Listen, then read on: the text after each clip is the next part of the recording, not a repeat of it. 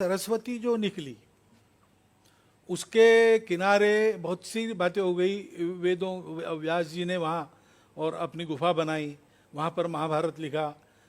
हो सकता है पुराणों की रचना, वेदों के विभाग वगैरह वहीं से निकले हो, नैमिषारण्य में अंतिम रूप दिया गया हो। लेकिन उस नदी के साथ ये हमारा सारा इतिहास जुड़ा है। सरस्वती नहीं है कहने से एक लेखनी के फर्राटे में हमारे पूर्वज जो कुछ कह रहे थे वो सब झूठ है, ये हो जाता है। ये सब तुम्हारी बातें कपोल कल्पित है, यही हमको बताया गया, अंग्रेजों ने यही बताया। तुम्हारा कोई रण गौरव नहीं, धन गौरव नहीं, तुम्हारे वेद शास्त्र पुराण ये सारे और भंग के नशे ने गडरियों ने गाए गीत है, उसी को तुम्हारे पूर्वज मूर्ख थे, उनको कुछ पता नहीं था।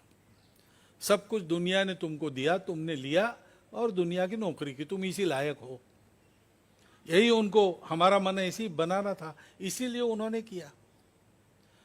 सरस्वती मिलने से ये सारा कुचक्र मायाजाल नष्ट हो जाता है।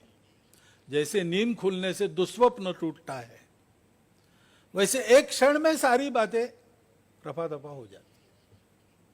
और ये प्रमाण मिल रहे, जोशी जी ने बहुत विस्तृत प्रकाश सब बातों पर डाला है। और इसलिए इस सरस्वती का फिर से प्रवाहित होना यह आवश्यकता है, प्रमाणित होना यह पहली आवश्यकता है।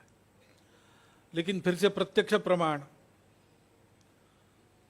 तो गुप्त सलीला जहां है, अंत सलीला जहां है, इनसैट के चित्र तो कहते हैं कि अंदर एक बहुत बड़ा प्रवाह आज भी प्रवाहमान है।